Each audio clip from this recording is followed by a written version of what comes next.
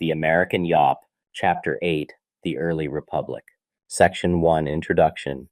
Thomas Jefferson's electoral victory over John Adams and the larger victory of the Democratic Republicans over the Federalists was but one of many changes in the early republic. Some, like Jefferson's victory, were accomplished peacefully and others violently.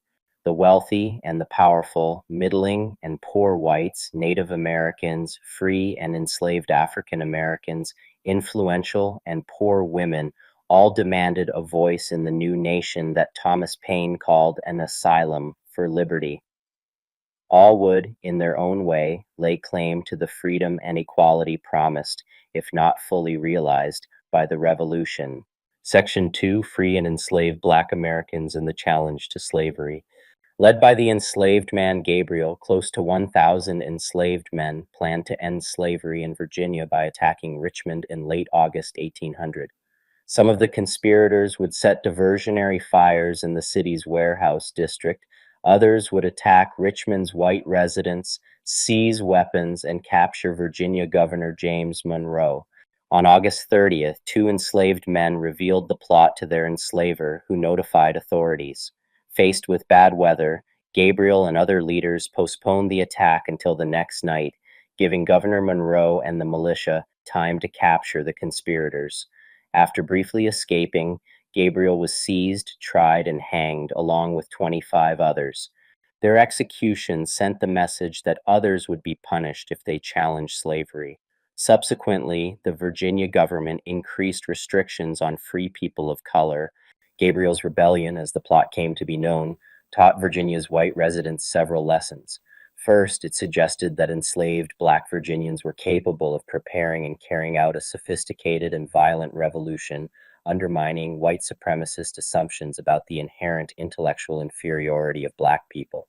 Furthermore, it demonstrated that white efforts to suppress news of other slave revolts, especially the 1791 slave rebellion in Haiti, had failed.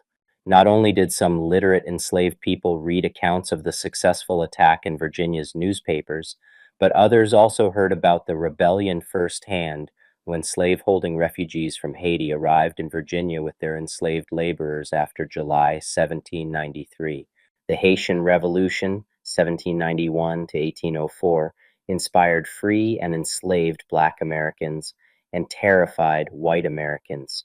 Port cities in the United States were flooded with news and refugees. Free people of color embraced the revolution, understanding it as a call for full abolition and the rights of citizenship denied in the United States. Over the next several decades, Black Americans continually looked to Haiti as an inspiration in their struggle for freedom. For example, in 1829, David Walker, a Black abolitionist in Boston, wrote an appeal that called for resistance to slavery and racism. Walker called Haiti the glory of the Blacks and terror of the tyrants, and said that Haitians, according to their word, are bound to protect and comfort us. Haiti also proved that given equal opportunities, people of color could achieve as much as white people. In 1826, the third college graduate of color in the United States, John Russwurm, gave a commencement address at Bowdoin College, noting that Haitians have adopted the Republican form of government, and in no country are the rights and privileges of citizens and foreigners more respected and crimes less frequent. In 1838, the Colored American, an early Black newspaper, professed that no one who reads with an unprejudiced mind the history of Haiti can doubt the capacity of colored men, nor the propriety of removing all their disabilities. Haiti and the activism it inspired sent the message that enslaved and free Black people could not be omitted from conversations about the meaning of liberty and equality. Their words and actions on plantation streets and the printed page left an indelible mark on early national political culture. The Black activism inspired by Haiti's revolution was so powerful that anxious white leaders scrambled to use the violence of the Haitian revolt to reinforce white supremacy and pro-slavery views by limiting the social and political lives of people of color. White publications mocked Black Americans as buffoons, ridiculing calls for abolition and equal rights. The most infamous of these, the Bobolition broadsides published in Boston in the 1810s, crudely caricatured African Americans. Widely distributed materials like these became the basis for racist ideas that thrived in the 19th century. But such ridicule also implied that Black Americans' presence in the political conversation was significant enough to require it. The need to reinforce such an obvious difference between whiteness and blackness implied that those differences might not be so obvious after all. Henry Moss, an enslaved man in Virginia, became arguably the most famous black man of the day when white spots appeared on his body in 1792, turning him visibly white within 3 years. As his skin changed, Moss marketed himself as a great curiosity in Philadelphia and soon earned enough money to buy his freedom. He met the great scientists of the era, including Samuel Stanhope Smith and Dr. Benjamin Rush, who joyously deemed Moss to be living proof of their theory that the black color, as it is called, of the Negroes is derived from the leprosy. Something somehow was curing Moss of his blackness. In the whitening body of slave turned patriot turned curiosity, many Americans fostered ideas of race that would cause major problems in the years ahead. The first decades of the new American Republic coincided with a radical shift in understandings of race. Politically and culturally, Enlightenment thinking fostered beliefs in common humanity, the possibility of societal progress, the remaking of oneself, and the importance of one's social and ecological environment, a four-pronged revolt against the hierarchies of the old world. Yet a tension arose due to Enlightenment thinkers' desire to classify and order the natural world. Carolus Linnaeus, Comte de Buffon, Johann Friedrich Blumenbach, and others created connections between race and place as they divided the racial types of the world according to skin color, cranial measurements, and hair. They claimed that years under the hot sun and tropical climate of Africa darkened the skin and reconfigured the skulls of the African race, whereas the cold northern latitudes of Europe molded and sustained the Caucasian race. The environments endowed both races with respective characteristics, which accounted for differences in humankind tracing back to a common ancestry. A universal human nature, therefore, housed not fundamental differences, but rather the civilized and the primitive two poles on a scale of social progress. Informed by European anthropology and Republican optimism, Americans confronted their own uniquely problematic racial landscape. In 1787, Samuel Stanhope Smith published his treatise Essay on the Causes of the Variety of Complexion and Figure in the Human Species, which further articulated the theory of racial change and suggested that improving the social environment would tap into the innate equality of humankind and dramatically uplift non-white races. The proper society, he and others believed, could gradually whiten men the way nature spontaneously chose to whiten Henry Moss. Thomas Jefferson disagreed. While Jefferson thought Native Americans could improve and become civilized, he declared in his Notes on the State of Virginia, 1784, that black people were incapable of mental improvement and that they might even have a separate ancestry, a theory known as polygenesis, or multiple creations. His belief in polygenesis was less to justify slavery, and slavers universally rejected the theory as anti-biblical and thus a threat to their primary instrument of justification, the Bible, and more to justify schemes for a white America, such as the plan to gradually send freed black people to Africa. Many Americans believed nature had made the white and black races too different to peacefully coexist, and they viewed African colonization as the solution to America's racial problem. Jefferson's Notes on the State of Virginia sparked considerable backlash from anti-slavery and black communities. The celebrated black surveyor Benjamin Banneker, for example, immediately wrote to Jefferson and demanded he eradicate that train of absurd and false ideas and instead embrace the belief that we are all of one flesh and with all the same sensations and endowed with the same faculties. Many years later, in his appeal to the colored citizens of the world, 1829, David Walker channeled decades of black protest, simultaneously denouncing the moral rot of slavery and racism while praising the inner strength of the race. Jefferson had his defenders, white men such as Charles Caldwell and Samuel George Morton, hardened Jefferson's skepticism, offering a biological case for black and white people not only having separate creations but actually being different species, a position increasingly articulated throughout the antebellum period. Few Americans subscribed wholesale to such theories, but many shared beliefs in white supremacy. As the decades passed, white Americans were forced to acknowledge that if the black population was indeed whitening, it resulted from sexual violence and not the environment. The sense of inspiration and wonder that followed Henry Moss in the 1790s would have been impossible just a generation later. Section 3. Jeffersonian Republicanism. Free and enslaved black Americans were not alone in pushing against political hierarchies. Jefferson's election to the presidency in 1800 represented a victory for non-elite white Americans in their bid to assume more direct control over the government. Elites had made no secret of their hostility toward the direct control of government by the people. In both private correspondence and published works, many of the nation's founders argued that pure democracy would lead to anarchy. Massachusetts Federalist Fisher Ames spoke for many of his colleagues when he lamented the dangers that democracy posed because it depended on public opinion, which shifts with every current of caprice. Jefferson's election, for Federalists like Ames, heralded a slide down into the mire of a democracy. The election of 1800 initially resulted in a tie vote in the Electoral College between two Republicans, Thomas Jefferson and Aaron Burr. Each candidate had secured 73 Electoral College votes, meaning that the House of Representatives would have to choose the winner, with each state getting one vote. It took 36 separate ballots for Jefferson to eventually emerge victorious, and even then, that victory only occurred when a Federalist from Delaware, James Ashton Bayard, eventually decided to avert further constitutional calamity and put Jefferson over the top.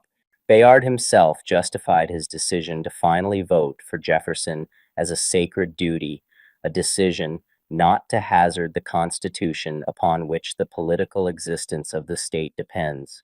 John Adams, meanwhile, had claimed only 65 Electoral College votes. For many Northern Federalists, the real constitutional crisis was not the deadlocked vote between Jefferson and Burr in the House, but Adams's loss. The Republican Party, strongest in the South, had gained additional votes in the Electoral College due to the 3/5 clause. It was those additional slave votes, Federalists charged, that had given the Republican candidates an unfair advantage over Adams. The election, Federalists charged, had been stolen. In their fury and frustration at Adams' loss, Federalists took direct aim at the Constitution's 3/5 clause, but their claim did not primarily attack the injustice of denying liberty or rights to human beings deserving of both. Instead, Federalists claimed the Constitution's fundamental injustice lay in the fact that it included any fraction of enslaved people in the apportionment tally. The Constitution represented slaves who were not freemen and thus were no better entitled to representation than cattle and horses, as one newspaper piece put it. Federalists would continue to attack Jefferson's presidency for years following his initial victory, and their assaults on the 3/5 clause would continue this basic line of argument. The Constitution, they chorused, was fundamentally tainted by the 3/5 clause, but the corruption, they claimed, lay chiefly in the fact that it counted enslaved people as persons at all. In taking this argument, Federalists were attempting to attack the claim that Jefferson's election amounted to a mandate from the people to act on their behalf. Indeed, many political leaders and non-elite citizens believed Jefferson embraced the politics of the masses. In a government like ours, it is the duty of the chief magistrate to unite in himself the confidence of the whole people, Jefferson wrote in 1810. 9 years later, looking back on his monumental election, Jefferson again linked his triumph to the political engagement of ordinary citizens. The Revolution of 1800 was as real a revolution in the principles of our government as that of '76 was in its form, he wrote, not affected indeed by the sword, but by the rational and peaceable instrument of reform, the suffrage voting of the people. Jefferson desired to convince Americans and the world that a government that answered directly to the people would lead to lasting national union, not anarchic division. He wanted to prove that free people could govern themselves democratically. Jefferson set out to differentiate his administration from the Federalists. He defined American union by the voluntary bonds of fellow citizens toward one another and toward the government. In contrast, the Federalists supposedly imagined a union defined by expansive state power and public submission to the rule of aristocratic elites. For Jefferson, the American nation drew its energy and its strength from the confidence of a reasonable and rational people. Democratic Republican celebrations often credited Jefferson with saving the nation's Republican principles. In a move that enraged Federalists, they used the image of George Washington, who had passed away in 1799, linking the Republican virtue that Washington epitomized to the democratic liberty that Jefferson championed. Leaving behind the military pomp of power-obsessed Federalists, Democratic Republicans had peacefully elected the scribe of national independence, the philosopher patriot who had battled tyranny with his pen, not with a sword or a gun. The celebrations of Jefferson's presidency and the defeat of the Federalists expressed many citizens' willingness to assert greater direct control over the government as citizens. The definition of citizenship was changing. Early American national identity was coded masculine, just as it was coded white and wealthy. Yet since the Revolution, women had repeatedly called for a place in the conversation. Mercy Otis Warren was one of the most noteworthy female contributors to the public ratification debate over the Constitution of 1787 and 1788, but women all over the country were urged to participate in the discussion over the Constitution. It is the duty of the American ladies in a particular manner to interest themselves in the success of the measures that are now pursuing by the Federal Convention for the Happiness of America, a Philadelphia essayist announced. They can retain their rank as rational beings only in a free government. In a monarchy, they will be considered as valuable members of a society only in proportion as they are capable of being mothers for soldiers who are the pillars of crowned heads. American women were more than mothers to soldiers, they were mothers to liberty. Historians have used the term Republican motherhood to describe the early American belief that women were essential in nurturing the principles of liberty in the citizenry. Women would pass along important values of independence and virtue to their children, ensuring that each generation cherished the same values of the American Revolution. Because of these ideas, women's actions became politicized. Some even described women's choice of sexual partner as crucial to the health and well-being of both the party and the nation. The fair daughters of America should never disgrace themselves by giving their hands in marriage to any but real Republicans, a group of New Jersey Democratic Republicans asserted. A Philadelphia paper toasted, "The fair daughters of Columbia, may their smiles be the reward of Republicans only." Though unmistakably steeped in the gendered assumptions about female sexuality and domesticity that denied women an equal share of the political rights men enjoyed, these statements also conceded the pivotal role women played as active participants in partisan politics. Section 4, Jefferson as President. Buttressed by robust public support, Jefferson sought to implement policies that reflected his own political ideology. He worked to reduce taxes and cut the government's budget, believing that this would expand the economic opportunities of free Americans. His cuts included national defense, and Jefferson restricted the regular army to 3,000 men. England may have needed taxes and debt to support its military empire, but Jefferson was determined to live in peace, and that belief led him to reduce America's national debt while getting rid of all internal taxes during his first term. In a move that became the crowning achievement of his presidency, Jefferson authorized the acquisition of Louisiana from France in 1803 in what is considered the largest real estate deal in American history. France had ceded Louisiana to Spain in exchange for West Florida after the 7 Years' War decades earlier. Jefferson was concerned about American access to New Orleans, which served as an important port for Western farmers. His worries multiplied when the French secretly reacquired Louisiana in 1800. Spain remained in Louisiana for 2 more years while the U.S. minister to France, Robert R. Livingston, tried to strike a compromise. Fortunately for the United States, the pressures of war in Europe and the slave insurrection in Haiti forced Napoleon to rethink his vast North American holdings. Rebellious enslaved people, coupled with a yellow fever outbreak in Haiti, defeated French forces, stripping Napoleon of his ability to control Haiti, the home of profitable sugar plantations. Deciding to cut his losses, Napoleon offered to sell the entire Louisiana territory for $15 million, roughly equivalent to $250 million today. Negotiations between Livingston and Napoleon's foreign minister Talleyrand succeeded more spectacularly than either Jefferson or Livingston could have imagined. Jefferson made an inquiry to his cabinet regarding the constitutionality of the Louisiana Purchase, but he believed he was obliged to operate outside the strict limitations of the Constitution if the good of the nation was at stake, as his ultimate responsibility was to the American people. Jefferson felt he should be able to throw himself on the justice of his country when he facilitated the interests of the very people he served. The Louisiana Purchase was the greatest foreign policy success of Jefferson's presidency, but it also renewed Federalist fears that some sizable portion of the approximately 828,000 square miles acquired from France could eventually become more slave states, resulting in more slave representation, thus ensuring the domination of the slave South and the Republican Party in perpetuity. In June 1804, a Federalist in the Massachusetts House of Representatives named William Ely proposed an amendment to the Constitution to get rid of the 3/5 clause. The amendment, if adopted, would base representation on the number of each state's free inhabitants only. The terms for including enslaved people in the apportionment of House seats and electoral college votes were so manifestly unequal at the time the Constitution was formed, Ely's motion went on, that they could have resulted only from the spirit of conciliation and compromise which influenced the eastern states.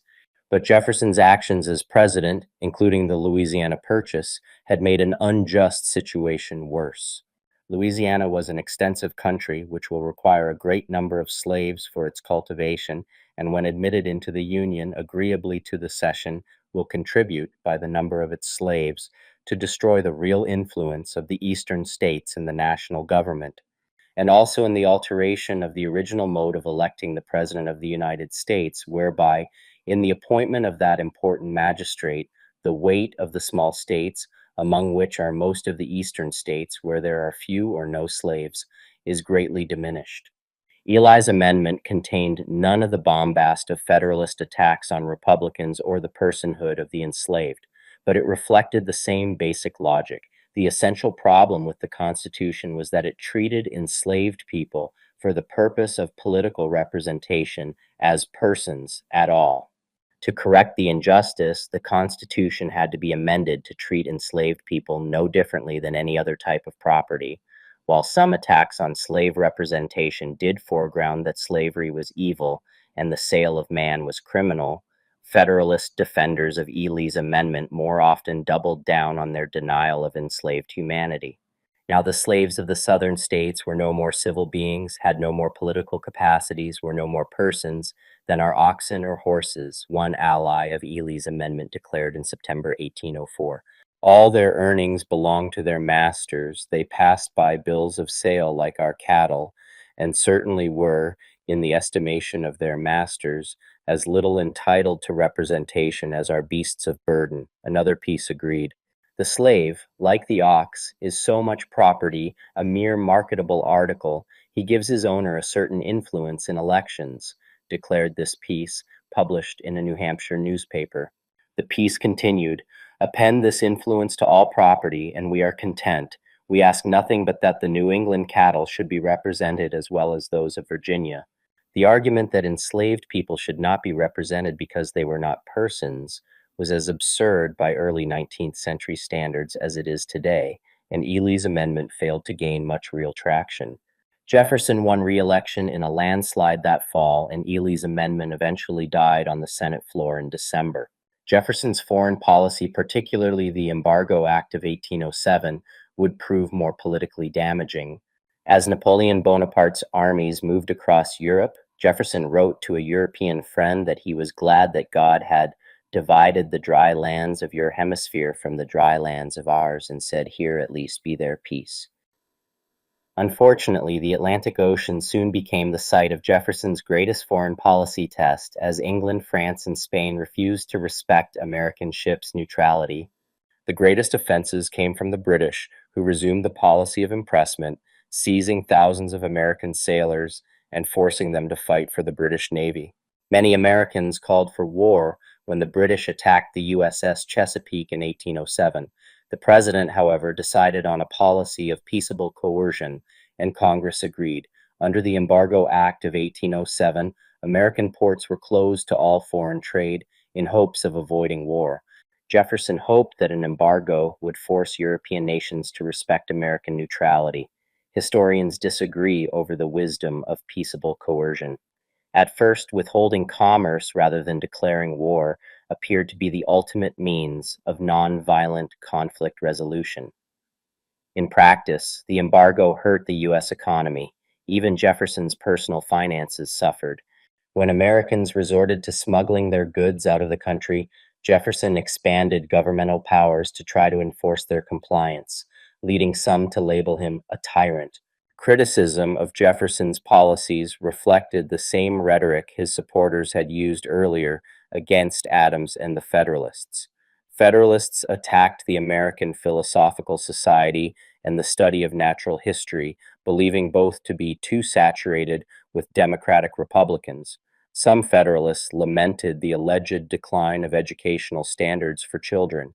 Moreover, James Callender published accusations that were later proven credible by DNA evidence that Jefferson was involved in a sexual relationship with Sally Hemings, one of his enslaved laborers.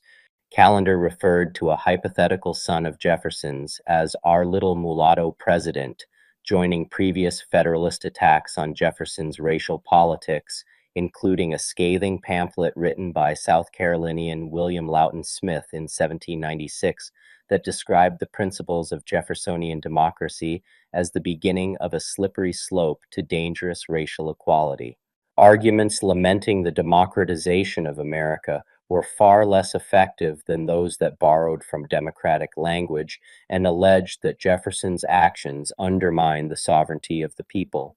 When Federalists attacked Jefferson, they often accused him of acting against the interests of the very public he claimed to serve. This tactic represented a pivotal development. As the Federalists scrambled to stay politically relevant, it became apparent that their ideology, rooted in 18th century notions of virtue, paternalistic rule by wealthy elite, and the deference of ordinary citizens to an aristocracy of merit, was no longer tenable. The Federalists' adoption of Republican political rhetoric signaled a new political landscape in which both parties embraced the direct involvement of the citizenry. The Democratic-Republican Party rose to power on the promise to expand voting and promote a more direct link between political leaders and the electorate. The American populace continued to demand more direct access to political power. Jefferson, James Madison, and James Monroe sought to expand voting through policies that made it easier for Americans to purchase land. Under their leadership, 7 new states entered the Union. By 1824, only 3 states still had rules about how much property someone had to own before he could vote. Never again would the Federalists regain dominance over either Congress or the presidency. The last Federalist to run for president, Rufus King, lost to Monroe in 1816. Section 5, Native American Power in the United States. The Jeffersonian rhetoric of equality contrasted harshly with the reality of a nation stratified along the lines of gender, class, race, and ethnicity. Diplomatic relations between Native Americans and local, state, and national governments offer a dramatic example of the dangers of those inequalities. Prior to the Revolution, many Native American nations had balanced a delicate diplomacy between European empires, which scholars have called the playoff system. Moreover, in many parts of North America, indigenous peoples dominated social relations. Americans pushed for more land in all their interactions with native diplomats and leaders, but boundaries were only one source of tension. Trade, criminal jurisdiction, roads, the sale of liquor, and alliances were also key negotiating points. Despite their role in fighting on both sides, Native American negotiators were not included in the diplomatic negotiations that ended the Revolutionary War. Unsurprisingly, the final document omitted concessions for Native allies. Even as Native peoples proved vital trading partners, scouts, and allies against hostile nations, they were often condemned by white settlers and government officials as savages. White ridicule of indigenous practices and disregard for indigenous nations' property rights and sovereignty prompted some indigenous peoples to turn away from white practices. In the wake of the American Revolution, Native American diplomats developed relationships with the United States, maintained or ceased relations with the British Empire or with Spain in the South, and negotiated their relationship with other Native nations. Formal diplomatic negotiations included Native rituals to reestablish relationships and open communication. Treaty conferences took place in native towns, at neutral sites in borderlands, and in state and federal capitals. While chiefs were politically important, skilled orators such as Red Jacket, as well as intermediaries and interpreters, also played key roles in negotiations. Native American orators were known for metaphorical language, command of an audience, and compelling voice and gestures.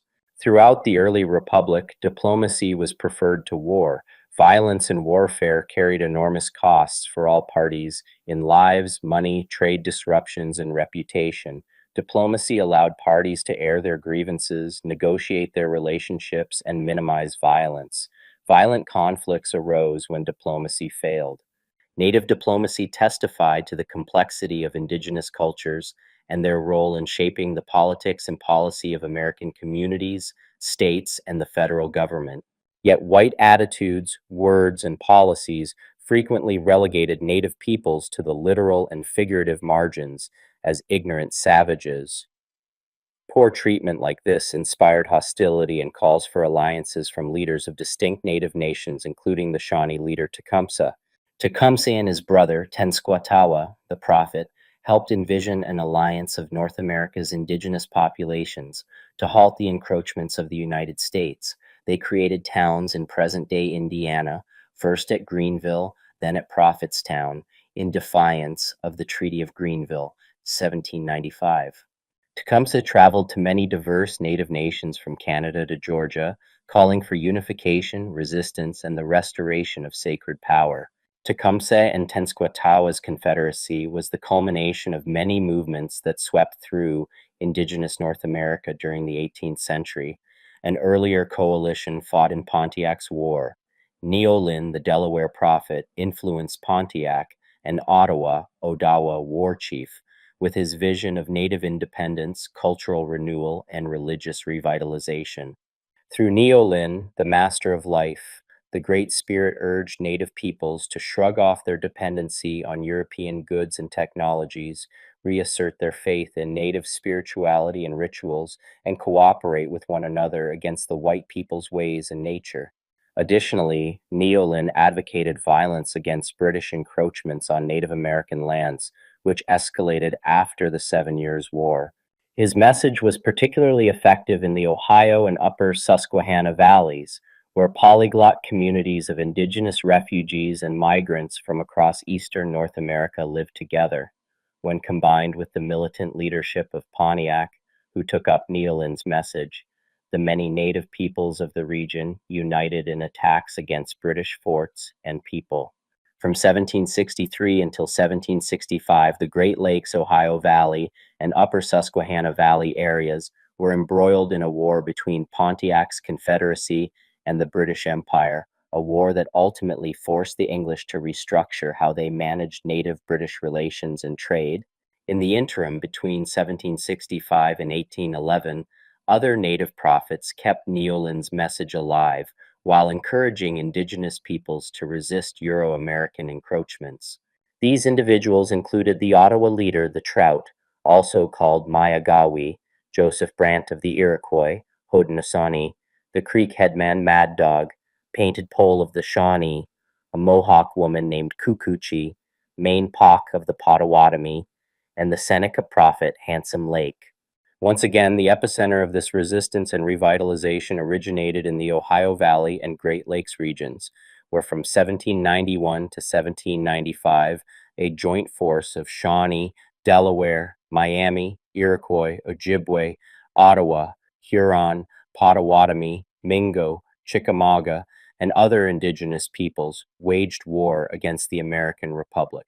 Although this Western Confederacy ultimately suffered defeat at the Battle of Fallen Timbers in 1794, This native coalition achieved a number of military victories against the Republic, including the destruction of two American armies, forcing President Washington to reformulate federal policy. Tecumseh's experiences as a warrior against the American military in this conflict probably influenced his later efforts to generate solidarity among North American indigenous communities. Tecumseh and Tenskwatawa articulated ideas and beliefs similar to their 18th century predecessors. In particular, Tenskwatawa pronounced that the Master of Life entrusted him and Tecumseh with the responsibility for returning Native peoples to the one true path and to rid Native communities of the dangerous and corrupting influences of Euro-American trade and culture. Tenskwatawa stressed the need for cultural and religious renewal, which coincided with his blending of the tenets, traditions, and rituals of indigenous religions and Christianity. In particular, Tenskwatawa emphasized apocalyptic visions that he and his followers would usher in a new world and restore native power to the continent. For native peoples who gravitated to the Shawnee brothers, this emphasis on cultural and religious revitalization was empowering and spiritually liberating, especially given the continuous American assaults on native land and power in the early 19th century. Tecumseh's Confederacy drew heavily from indigenous communities in the Old Northwest, and the festering hatred for land-hungry Americans. Tecumseh attracted a wealth of allies in his adamant refusal to concede any more land. Tecumseh proclaimed that the Master of Life tasked him with the responsibility of returning native lands to their rightful owners. In his efforts to promote unity among Native peoples, Tecumseh also offered these communities a distinctly Native American identity that brought disparate Native peoples together under the banner of a common spirituality, together resisting an oppressive force. In short, spirituality tied together the resistance movement. Tecumseh and Tenskwatawa were not above using this unifying rhetoric to legitimate their own authority within indigenous communities at the expense of other native leaders. This manifested most visibly during Tenskwatawa's witch hunts of the 1800s. Those who opposed Tenskwatawa or sought to accommodate Americans were labeled witches. While Tecumseh attracted native peoples from around the Northwest, the Red Stick Creeks brought these ideas to the Southeast. Led by the Creek prophet Hillis Hadjo, who accompanied Tecumseh when he toured throughout the Southeast in 1811, the Red Sticks integrated certain religious tenets from the North and invented new religious practices specific to the Creeks, all the while communicating and coordinating with Tecumseh after he left Creek country. In doing so, the Red Sticks joined Tecumseh in his resistance movement while seeking to purge Creek society of its Euro-American dependencies. Creek leaders who maintained relationships with the United States, in contrast, believed that accommodation and diplomacy might stave off American encroachments better than violence. Additionally, the Red Sticks discovered that most southeastern indigenous leaders cared little for Tecumseh's Confederacy. This lack of allies hindered the spread of a movement in the Southeast, and the Red Sticks soon found themselves in a civil war against other Creeks. Tecumseh thus found little support in the Southeast beyond the Red Sticks, who by 1813 were cut off from the North by Andrew Jackson. Shortly thereafter, Jackson's forces were joined by Lower Creek and Cherokee forces that helped defeat the Red Sticks, culminating in Jackson's victory at the Battle of Horseshoe Bend. Following their defeat, the Red Sticks were forced to cede an unprecedented 14 million acres of land in the Treaty of Fort Jackson. As historian Adam Rothman argues, the defeat of the Red Sticks allowed the United States to expand west of the Mississippi, guaranteeing the continued existence and profitability of slavery. Many Native leaders refused to join Tecumseh and instead maintained their loyalties to the American Republic. After the failures of Native American unity and loss at the Battle of Tippecanoe in 1811, Tecumseh's Confederation floundered.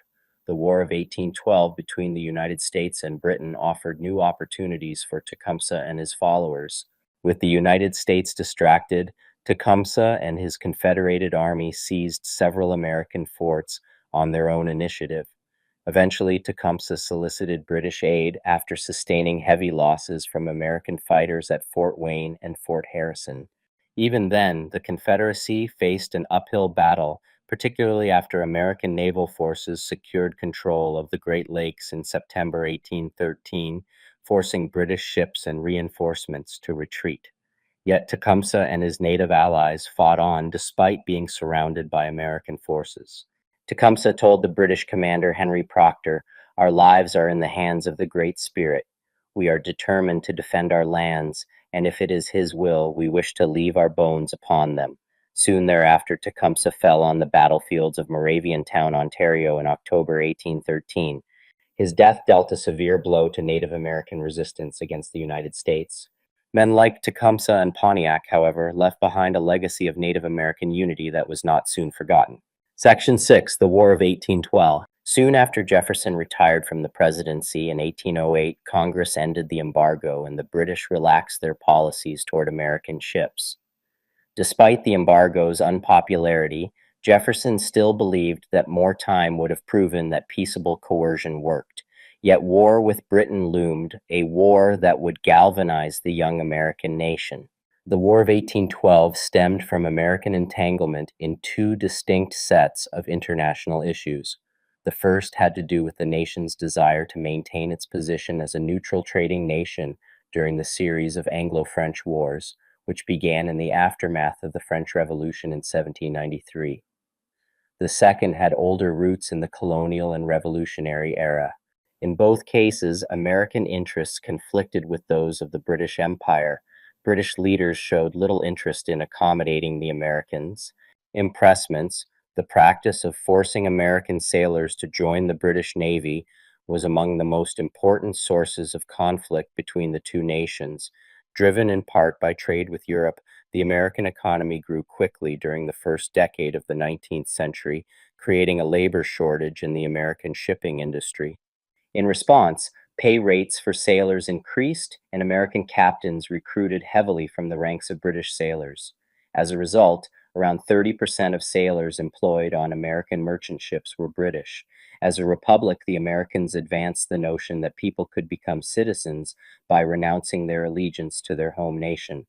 To the British, a person born in the British Empire was a subject of that empire for life, a status they could not change. The British Navy was embroiled in a difficult war and was unwilling to lose any of its labor force. In order to regain lost crewmen, the British often boarded American ships to reclaim their sailors. Of course, many American sailors found themselves caught up in these sweeps and impressed into the service of the British Navy. Between 1803 and 1812, some 6,000 Americans suffered this fate. The British would release Americans who could prove their identity, but this process could take years, while the sailor endured harsh conditions and the dangers of the Royal Navy. In 1806, responding to a French declaration of a complete naval blockade of Great Britain, the British demanded that neutral ships first carry their goods to Britain to pay a transit duty before they could proceed to France.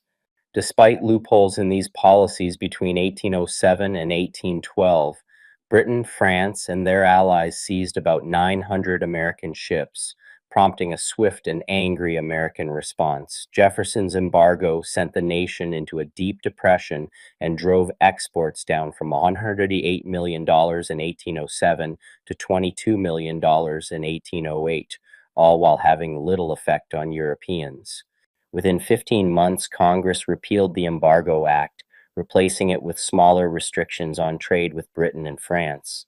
Although efforts to stand against Great Britain had failed, resentment of British trade policy remained widespread.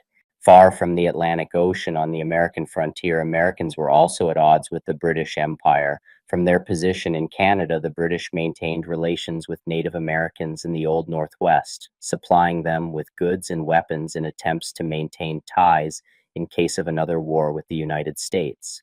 The threat of a native uprising increased after 1805, when Tenskwatawa and Tecumseh built their alliance. The territorial governor of Indiana, William Henry Harrison, eventually convinced the Madison administration to allow for military action against the Native Americans in the Ohio Valley. The resulting Battle of Tippecanoe drove the followers of the prophet from their gathering place, but did little to change the dynamics of the region. British efforts to arm and supply Native Americans, however, angered Americans and strengthened anti-British sentiments. Republicans began to talk of war as a solution to these problems, arguing that it was necessary to complete the war for independence by preventing British efforts to keep America subjugated at sea and on land. The war would also represent another battle against the Loyalists, some 38,000 of whom had populated Upper Canada after the Revolution and sought to establish a counter to the radical experiment of the United States. In 1812, the Democratic Republicans held 75% of the seats in the House and 82% of the Senate, giving them a free hand to set national policy. Among them were the war hawks, whom one historian describes as too young to remember the horrors of the American Revolution, and thus willing to risk another British war to vindicate the nation's rights and independence. This group included men who would remain influential long after the War of 1812, such as Henry Clay of Kentucky and John C. Calhoun of South Carolina.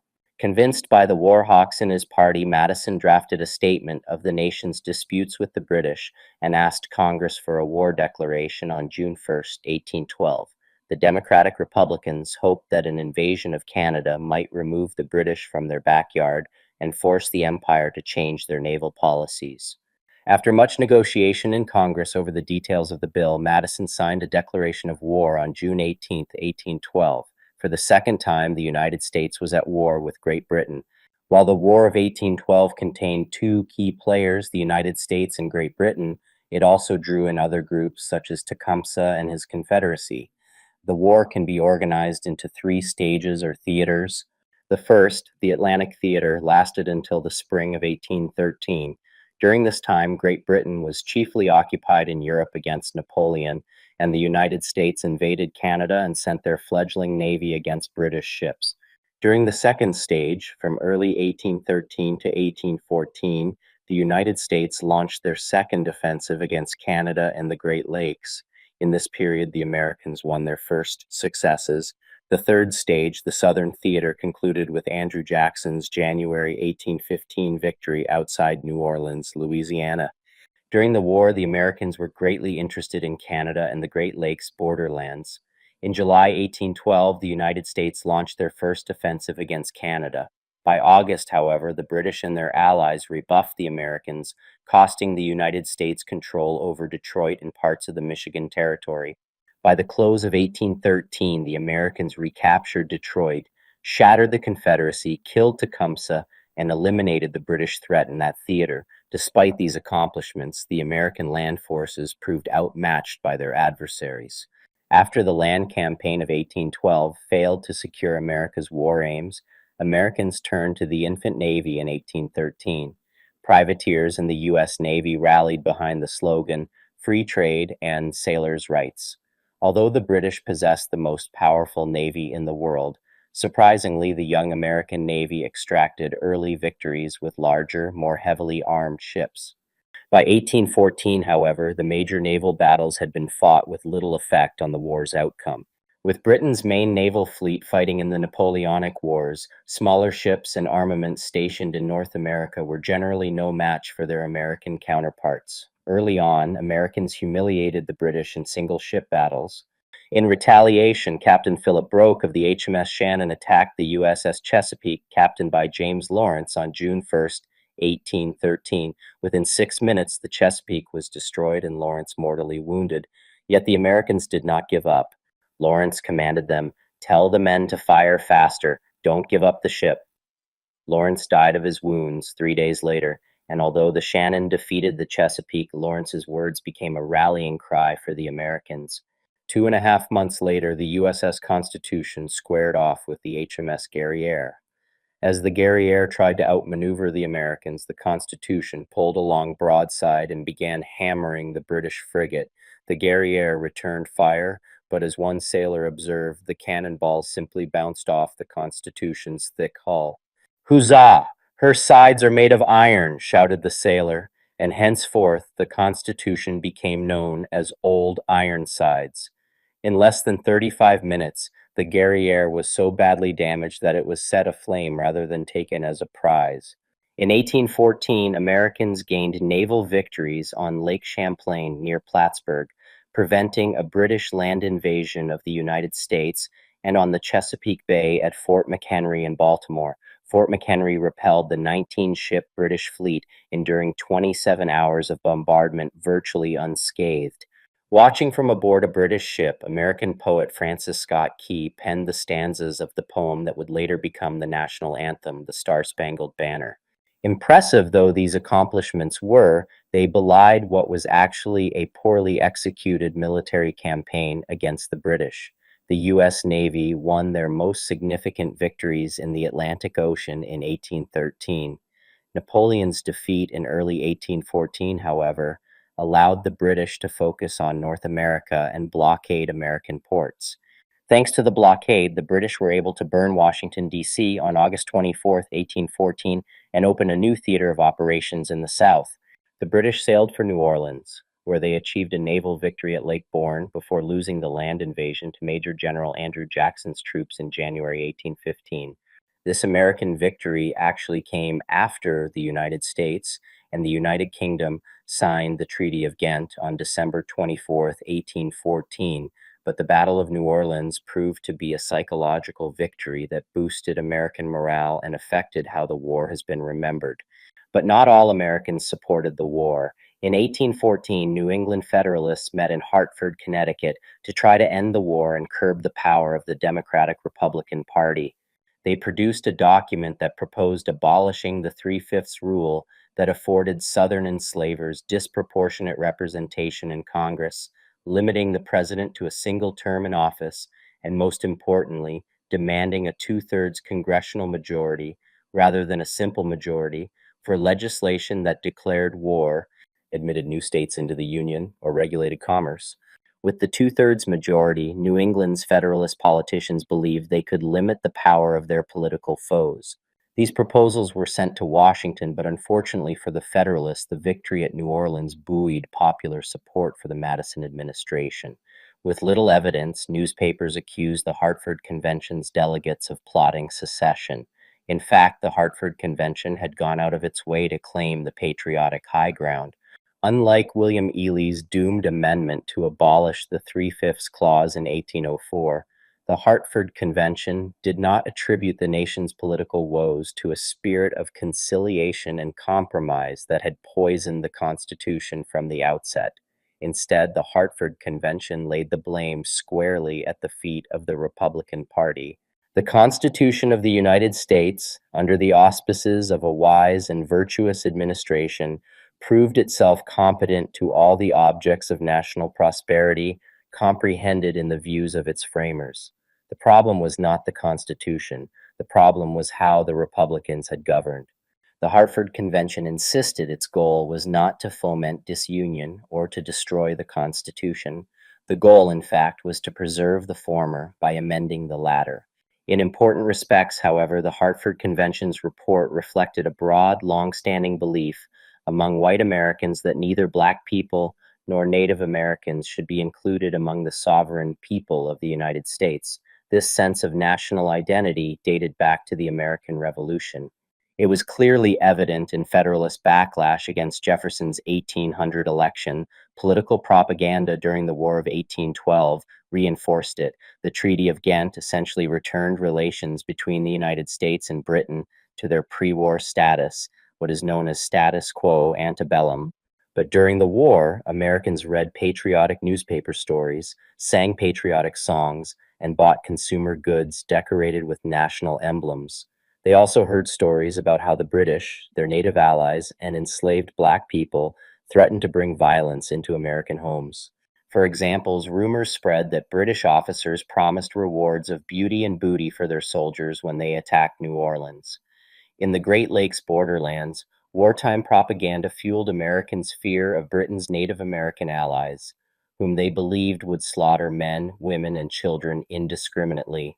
Terror and love worked together to make American citizens feel a stronger bond with their country, defined along racial lines. Northern Federalists' political agenda reflected this racialized nationalism, even as they persisted in their criticism of Republicans and the slave representation that they claimed lay at the root of the South's political power. Hence, the Hartford Convention's first proposed amendment sought to limit apportionment, of a state's House seats and electoral college votes to the number of free persons only. Like Ely's doomed proposed amendment a decade earlier, it posed no threat to slavery nor provided freedom or rights to the enslaved.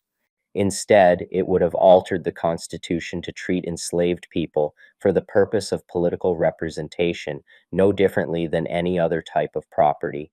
These amendments, too, failed to gain enough broad support to be politically viable. For the Pennsylvania Senate, in fact, the amendment to abolish the Three-Fifths Clause did not go far enough. If any change in the fundamental principle of representation be desirable, it should be a complete one. The Senate committee report on the Hartford Convention concluded, such a one as would place the real power of the government on the basis of its white population and render the number not merely of representatives, but of senators proportioned to the free white inhabitants of the Union. In short, New England Federalists recognized that the Three-Fifths Clause fundamentally poisoned the Constitution.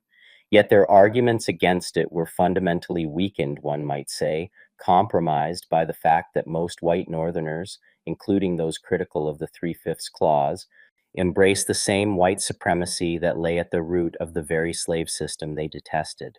Yet the Federalists could not shake their reputation as monarchists who sought to control the American people rather than serve them.